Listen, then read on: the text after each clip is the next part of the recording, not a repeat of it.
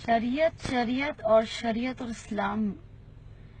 BJP Modi सरकार वालों ने जिस दिन मोदी जी ने गद्दी संभाली थी तो उन्होंने ये कसम नहीं खाई थी कि मैं भारत के लिए निर्माण करूंगा या मैं भारत को आगे बढ़ाऊंगा या भारत के हर देशवासियों को मैं अपनी तरीके से सहमत रखूंगा, हर एक की धर्म और जाति को मैं उनकी आस्था पे मैं कभी उंगली नहीं उठाऊंगा। उन्होंने ये कसम नहीं खाई थी।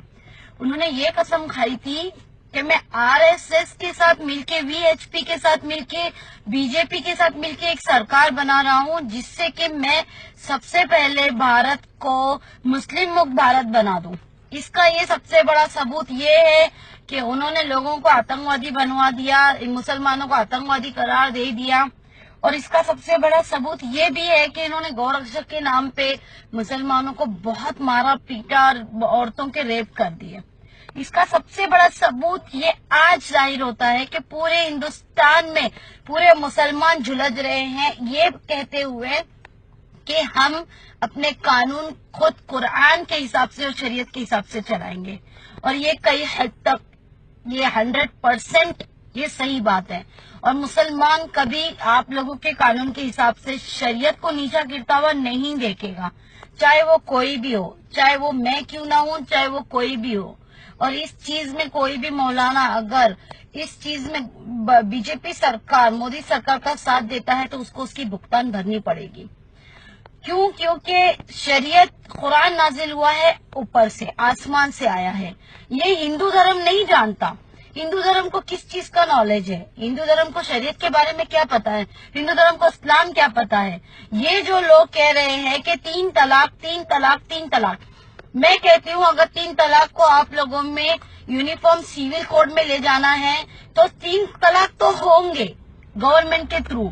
आप लोगों को अगर कोई कानून उस पे लाजिम हावी करना है तो उसके ऊपर एक कानून प्रेजेंट करो, लेकिन ये प्रेजेंट करो कि जिस तरीके से निकाह होने के बाद शादी रजिस्टर्ड होती है गवर्नमेंट में, ये अप्रिशिएबल है। इसी तरीके से अगर 3 तलाक होने के बाद उस तलाक को रजिस्टर्ड करवा के एक सर्टिफिकेट गवर्नमेंट से भी आप ले लो, ये चीज अप्रिशिएबल है।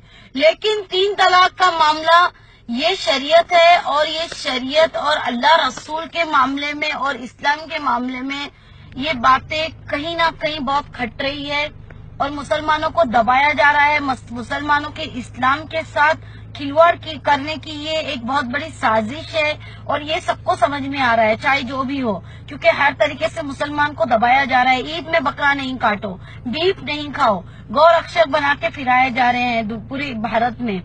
मुसलमान अब बुर्का पहन के, टोपी पहन के बड़े बड़े कॉलेज में और स्कूलों में उनको एडमिशन नहीं मिलेगा। They can't study with this things. तो ये चीजें कहीं ना कहीं एक हद तक मुसलमानों को सताने की एक साजिश है, जो कि साध्वी प्राची ने भी इकरार कर चुकी है कि इस भारत को बीजेपी सरकार ने गांधी मुक्त बना दिया, कांग्रेस मुक्त बना दिया, अब मुसलमान मुक्त बनाने की हमारी ये साजिश पूरी हो। तो मैं ये कहती हूँ मुसलमानों ना घबराओ, खुदा की शान बाकी है, अभी इस्लाम जिंदा है, अभी कुरान बाकी है। मुसलमानों किसी को किसी से डरने की जरूरत नहीं है। मुसलमानों ये शरीयत है, ये इस्लाम है। 3 तलाक का मैटर हो या निकाह का मैटर हो, इसमें मुसलमान और इस्लाम नहीं झुकेगा। हम झुकेंगे, इंसान झुकेंगे, कानून, भारत के कानून के सामने हम झुकेंगे। हम इंसान हैं, हमें झुकने का पूरा हक है, हम भारतीय हैं। लेकिन इस्लाम को झुकना या शरीयत को झुकना या कुरान को झुकाना एक बहुत बड़ी साजिश हो जाती है, पूरे आसमान को हिला के रखने की साजिश होती है। दूसरी बात, जिस तरीके से हिंदू धर्म वाले, अगर मैं कहूँ कि तुम ये शादी 7 फेरों में नहीं करो, निकाह करो, तो क्या तुम मानोगे? अगर मैं कहूँ कि तुम्हारी मैयत को जनाजा बनाकर कब्र में डालो, इसे शमशान में नहीं जलाओ, तो क्या तुम एग्री करोगे? मैं कहती हूँ क्रिश्चियन वालों, क्रिश्चियन जाति के लोग, आप लोग अपनी चर्च में जाके शादी नहीं करे, किसी मंदिर में जाके 7 फेरे करे, तो क्या ये मुमकिन है? मैं कहती हूँ बाबा साहेब, डॉक्टर बाबा साहेब आम्बेडकर, आपके लोगों की शादी उनकी फोटो के सामने उनको आस्था में रखते हुए शादी होती है। तो मैं कहती हूँ भीम वालों, आप लोग निकाह करोगे मुसलमान की तरह? नहीं करोगे। یہ چیزیں بہت کئی حد تک کے غلط چیزیں ثابت ہو رہی ہے، اور میں سمجھتی ہوں کہ ہمیں اس چیز کا ویروध کرنا اس کے لیے پڑ رہا ہے کہ جس طریقے سے نکاح ہے اور ایک شادی 7 پھیروں کا بندھن ہے تو وہ الگ چیز ہو جاتی ہے. یہاں پہ دھرم، اسلام اور ذاتی کو اور کسی کے آستھا کو دبایا جا رہا ہے.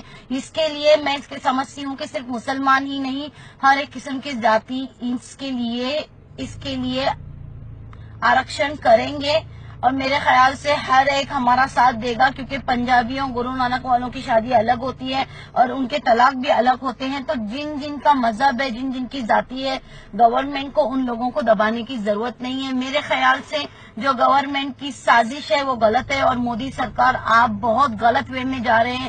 آپ کو یہ سمجھ میں نہیں آ رہا ہے کہ بھارت میں بے روزگاری حد سے زیادہ بڑھ گئی ہے، مہنگائی حد سے زیادہ بڑھ گئی ہے.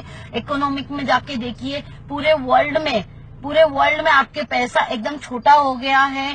جہاں کہ آپ کے پیسے کی ویلیو آسمان چھوتی تھی، وہاں پہ ڈالر میں جا کے دیکھیے آپ کے پیسوں کی ویلیو گر گئی ہے. یہ سب چیزیں دیکھنے کے بجائے آپ لوگ اسلام کو، بھارت کو مسلم ملک بنانے کے چکر میں اپنے ہی بھارت پہ، اپنے ہی پیر پہ کلاڑی مارے جا رہے ہیں. یہ غلط ہے. اور مسلمانوں اور عورتوں میں آپ لوگوں سے یہ کہتی ہوں کہ کوئی کورٹ کا قانون آپ کے ساتھ میں نہیں آئے گا. کیوں؟